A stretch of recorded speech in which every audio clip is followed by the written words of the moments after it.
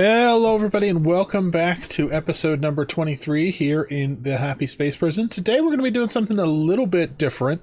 I want to get set up making some berry sludge.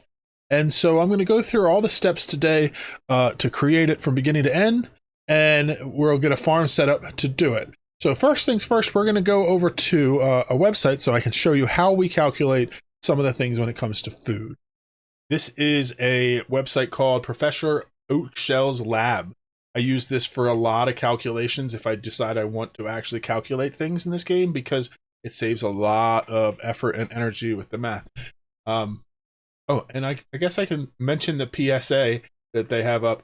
The wiki has moved, so I see this on Reddit quite a bit. The old wiki was on the fandom website, and that one has been just completely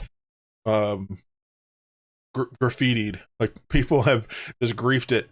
There's all kinds of inaccurate information on it. So if you're ever looking up information from the wiki, which is a good idea because the wiki for this game is really, really detailed and useful, go to wiki.gg. It's much more accurate. The other one has crazy things on it. It is kind of funny to look at, but I think they should just take it down. Anyway, this tool here is a lot of different calculators. Specifically, we are going to use the food calculator. There's a couple of different ways you can use this. We're going to use it with the duplicant setting. There are other settings for if you're feeding experiment 52B, or if you're producing isosap, or if you just want to know what's the maximum number of duplicants you can support based on what food input you have. We just want to use duplicants, and we will do making some changes for it. It's important to note I have this set in the settings for the base game. It does have settings in here for you to add in the DLCs, and it'll give you a lot more information, but I'm playing a base game playthrough, so make sure you check that if you use this website. So what we're going to do is we're going to switch this food over to Berry Sludge, and then we're going to go into crop options. We're going to be planting them wild, and we're not going to have duplicants or critters harvest them. We're going to have them fall off the vine and then get picked up. And the same thing for the sleet wheat. And so whatever food you pick, it puts down all the different things you need. We're not going to put in any fertilizer because I'm not worried about that. And then you go in and you say, how many duplicants do you want? I want to support 40 duplicants, which is more than I need, but it's ambitious level of what we might get to. So I'm going to put in 42. I always go a couple over. That way I have some overages, because sometimes there's downtimes or things are slower. What happens then is when you look down here, it shows you the things that you need. You can see we have no inputs because we're wild planting. We need to have 294 bristle blossoms planted and 222 sleet wheat planted so that we can produce what we need. And then we need duplicants to cook for 525 seconds per cycle. So that means we'll probably need to have at least 2 cooks handling that, because obviously with their downtime, they're not going to have enough time to keep up with that. It also shows you the food. We'll get berry sludge as 10.5 kilograms from the sleet wheat and the bristleberry. That's per cycle is what we'll be producing. So we need 1,000 kilograms or kilocalories per cycle. So we're going to produce 42,000 of them using these 2 ingredients. A lot of different useful information there, but what we need to know is we need to do wild planting of bristle blossoms for 294 plants and sleet wheat for 222 plants. Next thing I want to show you is this is a post that if you are ever going to use pips, it will be your friend on the forum. It is everything you need to know about pip planting.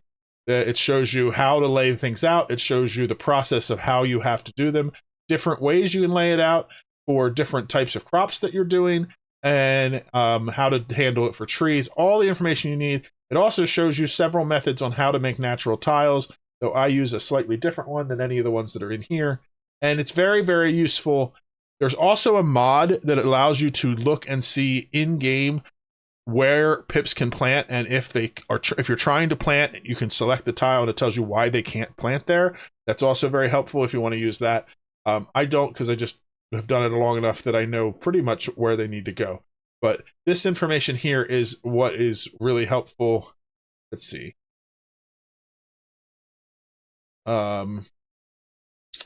the part where it shows you the different spacing. So it says you need to have plants that are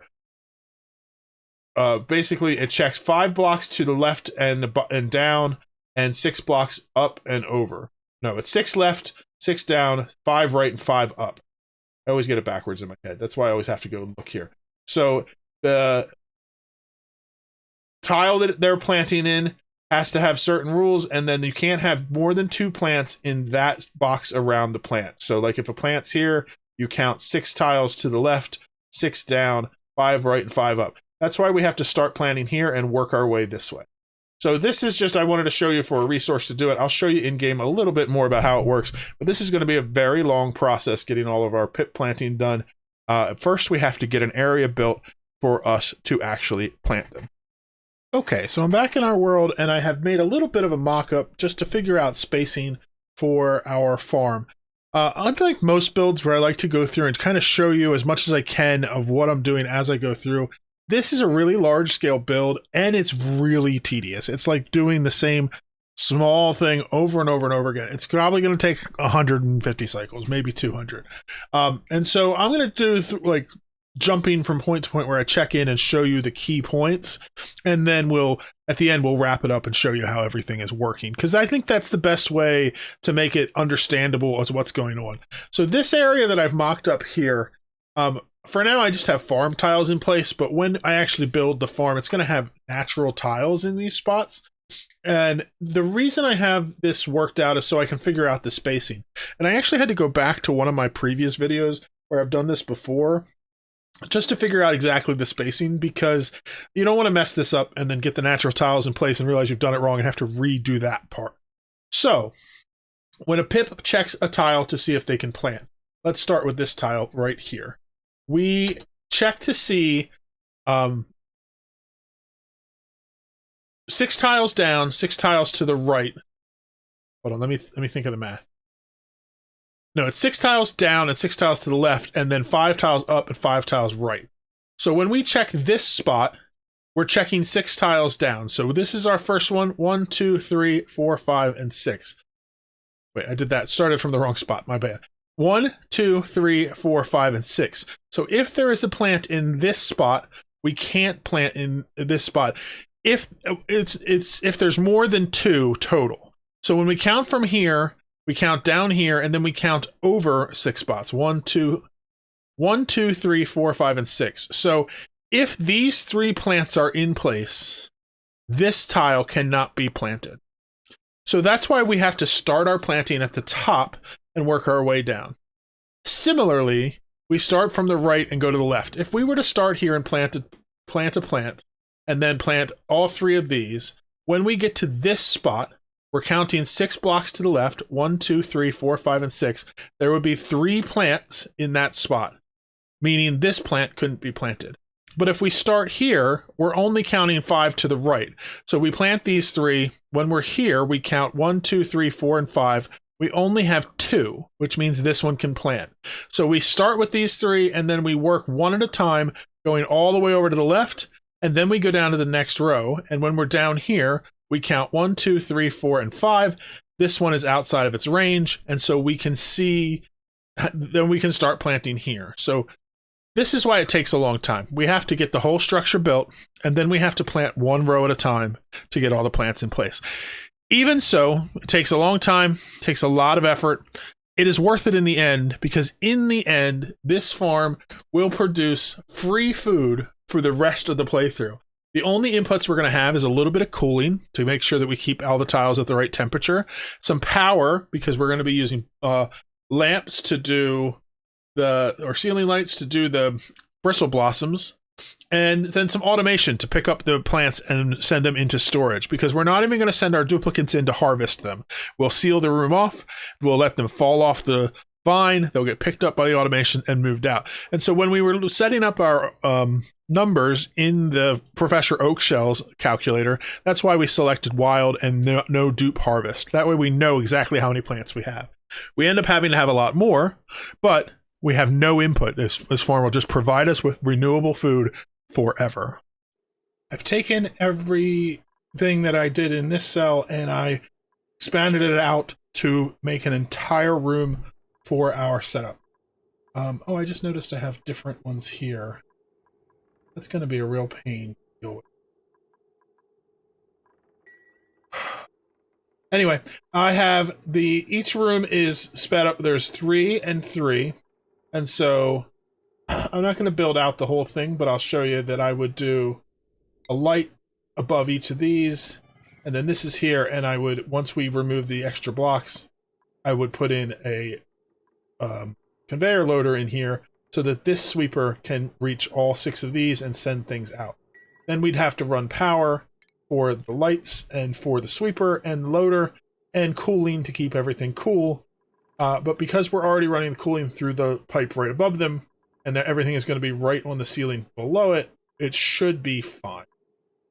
This room holds 6 plants. So I have done 1, 2, 3, 4, 5, 6, 7 by 1, 2, 3, 4, 5, 6, 7, which is 49 rooms, which times 6 is 285. No, 294. Exactly what we needed. So the math is hard when you're on video. So this room will be the perfect size for our bristle blossom. And remember, I've already calculated in some extra for it. So what we need to do next is get our natural tiles in place. And so if you've been following my series, you may have seen me do this already when I did the pit farm. But this is, I'm doing it on a larger scale. And somebody, it was either in a comment or on a Reddit post about this, told me that you can actually go smaller with the tiles and they'll still be plantable. You can actually go all the way down to 1 gram per second. So what we're going to do is we're going to queue up a single operation in the glass forge. Somebody's going to come up here, bring sand, and they're going to cook that, and it's going to send it out, and it's going to go in here. It'll get put on this side of the line, which will send it this way, and it will get limited through this liquid valve. And that will send it all along this line, all the way around, and then once we get it all the way through, we can cut the line to make them freeze in place, and we'll be able to use our plumber to make natural tiles where we need them. So this is going to make 25 kilograms of molten glass. That's going to go through here, and it's going to go through here and sit, and we're going to be pulling it out. We may lose some if it gets too cold while it's sitting here, but you can see we're getting a ton of 1 gram blobs of molten glass. And so it's just going to keep doing its thing here until all of it goes through. It'll work its way all the way through the line and come all the way back down to here where it would loop again, but we can cut it off before it does that. All right, we've gotten our glass in position. So I have 1 gram of glass in every tile of this loop all the way around, and because I cut the pipe, it's frozen in place. We even ended up with a little under 20 kilograms of molten glass still in the line, so just one operation of our glass forge was able to fill this entire farm. And we technically had more than that because part of it got too cold and broke in the line. So I think it, I don't know the exact number of spots I have. Each one's only a gram. We could have done 25,000 of them, which is crazy, the amount that we can do. So what we do next is we use the plumber tool.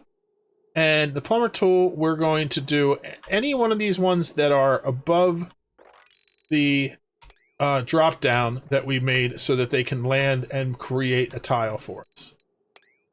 When we make the tile, it's going to form right on top of that igneous rock, and that's going to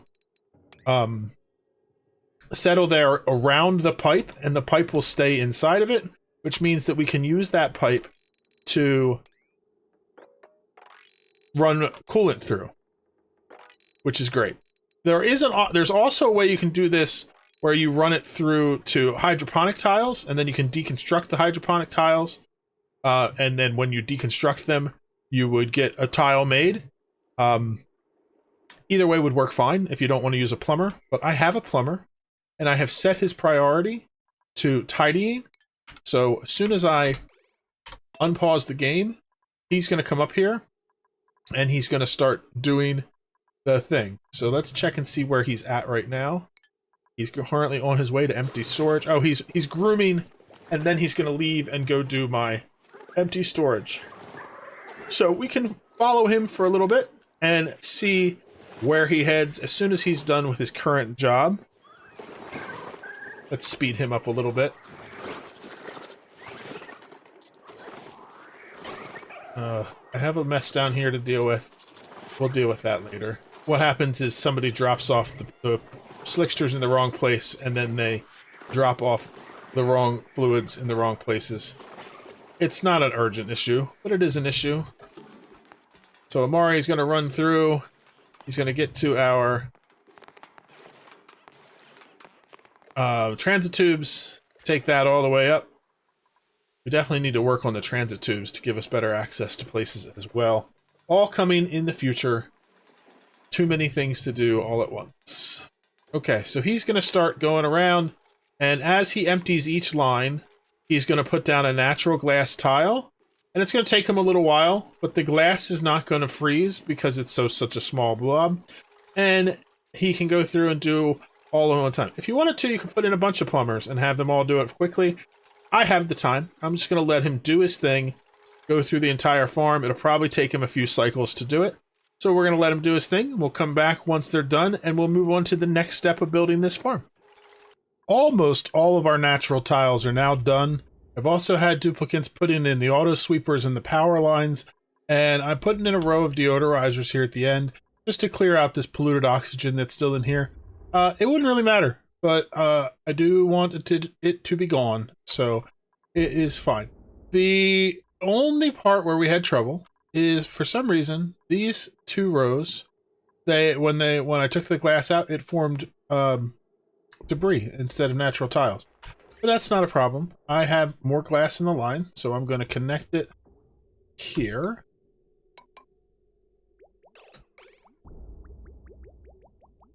And then we're just going to disconnect it again.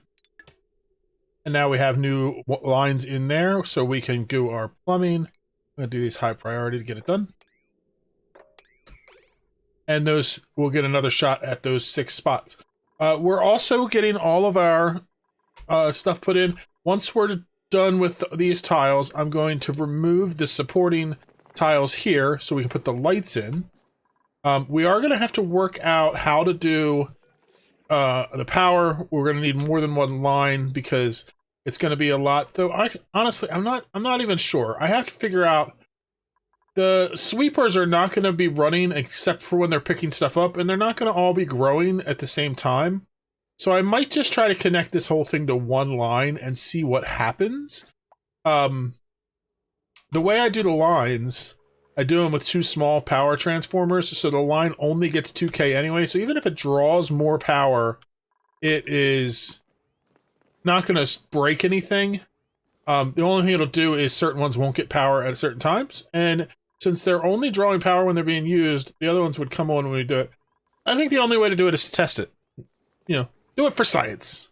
So that will be what we are going to do. So I'm going to wait for these to get done. We'll take these down and get the lights installed. And then begins the long process of bringing the pip in to have them plant. And also we need to build a cooling system for this farm. I'm going to build one cooling center that works for this entire farm system. So it'll be one cooling system with 2 different lines, one that cools this area and one that cools the sleet wheat one, because they need to be different temperatures. If we look in here, sleet wheat, when it is growing, it needs to be in temperatures of -55 to 5 degrees in oxygen, polluted oxygen, or carbon dioxide. Bristle blossoms, so 5 was the maximum temperature for them. Bristle blossoms need to be in 5 to 30 degrees. So it's not too far off where they would be near each other, but they are 2 separate ranges, so we need 2 separate temperature controls. Which is no problem. We'll just set up one steam turbine setup, and we'll have 2 different lines running through 2 different aqua tuners to cool it off.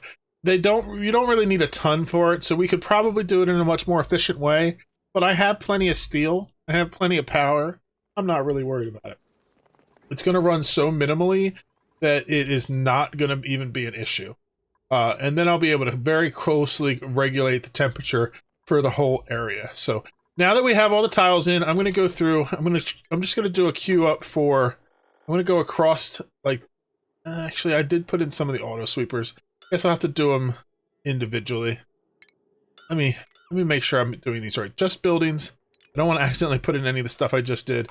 So we're going to go through and remove all of these tiles that are in here, and those once they're gone, that'll be where we're going to put in the lights. So I'm going to go through and slowly select all the things I want to have deconstructed, and then we'll have them finish that up and finish everything else. Oh, these ladders are here so that the pips can't plant there. So when I put pips in, they won't plant in these spots until I remove the ladders. So that way I can control where the pips are planting.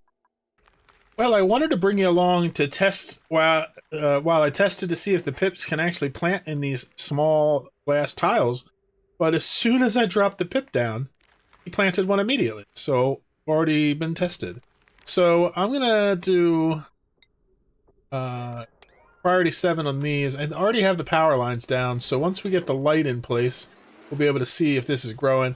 We do need to get temperatures right and everything else, but this should be good. The pip's going to take his time to find these other 2 spots to plant our first set of plants, but then we'll be doing one at a time, and there'll be one spot. It still takes a very, very long time to get the pips to plant, because you have to start with this section here and move your way right to left and then go down to the next row and so forth. So it is tedious, but as I've said before, once we have it done, our pip will have planted all the crops. They will stay there forever. They won't need any inputs from us, and they will just provide us with free food for the rest of our playthrough.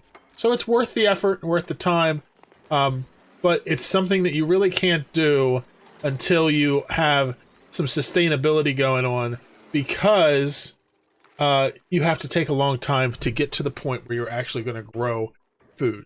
So this is something to do kind of mid-game, like we're doing now. If you try to do it at the beginning, you could do it. It would just be, you'd have to expand it slowly, and you'd have to wait a long time to get the food out of it. So I'm gonna have the pip do some planting while we finish out construction. We still need to get all these conveyor rails and conveyor loaders and sweepers and everything in place, as well as the lights. For now, I just have it all running down to here, where there is a conveyor chute to drop everything out, and it'll just drop it all the way down the map when it'll get picked up by this system down here, because I'm just going to set it to everything and move out all the debris that's left when we're done. And then we'll work on getting it set up, getting the temperature going, and any food that we grow in this process will get shipped down to our storage for the time being. We already got the second bristle blossom planted. We're just waiting on the pip to do the last one here. And once that's in place, we'll remove ladders and just keep working our way through. I'm back in our world. We have had a pretty big jump forward. We're still working away at getting everything planted over here. We're also building out the farm for the sleet wheat at the same time. And while we've been working on that, I've been working on installing our coolant system. So our coolant system here is going to have 3 different aqua tuners, and so it needs 2 steam turbines, because if 3 steam turbines are running 100% of the time, 2 steam turbines can cool them down. We're not going to be up 100% of the time, but that way we're covered. The 3 different aqua tuners are going to do different things. One is finally cooling down the steam in this cool steam vent, so we can send that water out. It's unrelated to our farm, but it was right here, so I figured we might as well tie it in. The other 2 loops are going to be going to the top farm and this middle one. And the middle one, we need to be cooling down with petroleum, because we're going to be going below our freezing point. I want to go down pretty cold because of the sleet wheat. So we're working on getting all the piping run for that and getting everything built out. The one up here, we're slowly getting plants placed in. Right now, we're limited by how many seeds we have. We don't have any more blossom seeds. to plant, so we need to wait until these grow to the point where we can actually get them. They're doing that now because we were able to cool the area down to the right temperature. But once we get those, then we can really start going large scale and filling out the farm much quicker. The 2 different loops are set and run by the aqua tuners are going to be pulling the coolant through, and then our lines are going to be set up so that they're going to come out of here, hit the thermosensor, and then go straight over to the farm. And so if this temperature that's going out is too high, we will send a signal down here to our aqua tuner. We need to send some colder fluid down to our buffer tanks. And so that means we'll have a pretty tight control on the temperature going out. Right now we have 20.5 degrees. Our sensor is set at 20 degrees. And so it stays really close to what we want it at. And so we have some pretty fine-tuned control over that. Once it's all done, we'll be able to get both of these farms planted, fully automated with sweepers and conveyor loaders that are bringing all the food down to our kitchen, where we can have a duplicant turn it into berry sludge. So quite a bit of time has passed, and we've managed to get all of our farms planted. I actually worked on this all weekend intermittently. I think it took probably 15 to 20 hours of gameplay just to get to this point. And we've gone through quite a bit of cycles. I think it was over 100. I'd have to look at this when we started this video. But during that time, I got all of the farm planted. I am slowly sealing it off. I'm waiting until the deodorizers clean out the polluted oxygen, at least most of it, on the levels that are in there, because I just don't want to have that polluted oxygen there. It wouldn't hurt anything, but I don't particularly like it. So we're working on that. And both of these are done. So we have the temperatures controlled. We'll get them sealed up. And we have automation for all of the crops to come down and get dropped off. And then we have berry sludge being made. We already have 420,000 calories of it actually ready to go. I have to work out where I'm going to store it and all those things, but for now, it can sit in a pile on the floor because it doesn't spoil. It's actually a really good thing that we have a new food source set up, because we did have an issue where we lost quite a bit of food because I made a silly mistake. I was transferring salt from over here, and that salt's coming out at like 20 degrees now, but there was a time where it was coming out at like 40, 50 degrees, and I was putting it into our refrigerator because we had a spice grinder here that was using that salt to make seasoned food, which I didn't even really need, but it ended up heating up our hydrogen in this room here. And so the hydrogen got really hot, and then in the process, we also had eggs being delivered in here from somewhere else, just all kinds of problems. We ended up having a pip that got born inside here. I had to go in and work my way through and rebuild this entire refrigerator. And in the process, I think I lost about 1.5 million calories of food. We managed to save quite a bit, but a lot of this food in here is now very stale. Some of it at 1%. If you see the pepper bread there, it's 2.5, almost 2.6 million calories. A pepper bread that is at 1%. So if we ever try to use that and we pull it out and it doesn't get eaten right away, it's just going to go off. So we're probably going to have to clean some of that out of there. It happens. Your refrigerator goes off sometimes. But now we have berry sludge coming in at a rate that's much more than what we need for our duplicates, which means we can increase our duplicate count and we'll be fine. So a few other things happened while we were working on that. I've made some changes down here at our Slickster farm. We're having a huge problem with population. I mean, I guess, having a 300 to 400 Slicksters could be considered a population problem. But I kept having issues where our duplicants were trying to move them up into the storage, and they would get dropped and they would land here and the things got mixed. I did 2 things to fix that. One, I put in a filter on this side. So if any petroleum does get down into this, it'll get filtered out before it gets sent into our crude oil storage. And also I tried my best to change this up so that that wouldn't happen. I had originally thought it was really important to get the duplicants or the Slicksters from here. Let me move out because that's probably pretty loud. Up into here for storage. But I'm handling having them all on the floor, no problem. I'm still letting them slowly move them up there when they have no other tasks to do. But frankly, when they're moving them, they move them so fast. Sometimes they move too many, and then it breaks the automation up here. So I may have to rework that. I might just have them live on the floor of the incubator room. I also brought the incubators down to just one apiece. That way we can keep the population down here stable, but we're not blowing the population up so much. We don't need all of these slicksters. We'd reached the point where we were producing enough that we're actually pumping out enough petroleum to run this petroleum generator 90% of the time. I was going to have to expand our petroleum generators so that we can just burn through the petroleum fast enough. This isn't exactly a bad problem to have, but you know, I don't want to find out how many slicksters it takes before my frames crap out on me. So we're slowing it down a little bit. Another thing I did is I want to get prepared for the next episode, handling some iron, because we're going to be working with that. And I also wanted some extra heat down in our heat biome down there in our carbon district. So normally when I do a tamer, I'll just set up a system where we have the steam turbines cooling it down, and then we'll run a cooling loop for the iron to come out, and we'll deal with that. This lead can get swept up, just a leftover. But because we want that heat down there, I just sent the iron when it comes out. It goes down this rail. You can see it's coming down now. It's still at 1200 degrees. It goes through. It's always going through insulated tile or vacuum. And so it's not causing any heat transfer, so it stays nice and hot. It comes down here, and it gets dropped off onto this rail that goes through and heats up this section where our polluted water is. Which means that the heat from there just goes into our heat room. I also set up over here, I have one bridged on. This one goes up all the way this way. Oh, I have one more tile to connect here. I left that unconnected so we could watch to see this coming through.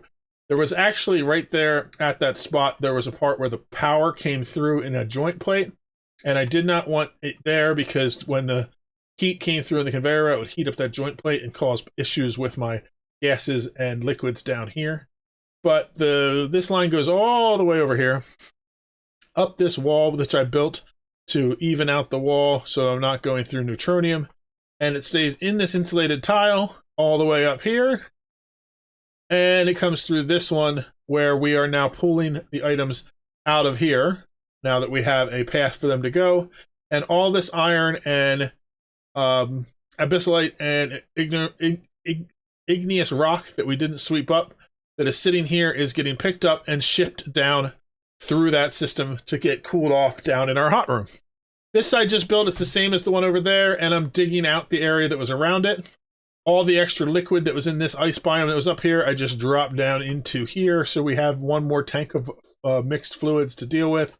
We're almost through this one, so I may just pump this over in here to keep them going, so we can use that water for our oil until we have the system set up to self water itself. We do have this set up so that it is producing water, and so if we get to the point where we run low, we can just set it so that this always pulls the water out, and that will keep us going. We have enough heat in here. We don't need extra water. I mean, we have enough water going in and enough heat going in from the polluted water that adding this water in isn't really necessary. For now, I'm just doing it because I want to make sure we're continuing to keep pressure going in here. Though I don't think pressure is an issue anymore. We're well over 200 kilograms per tile in this room, and I don't see it going down anytime soon. We did do a few other things, just kind of cleaning up as we were waiting for the pips to plant. They do take forever. It's a very tedious thing. So, like I said, it is worth the process, but it's a lot.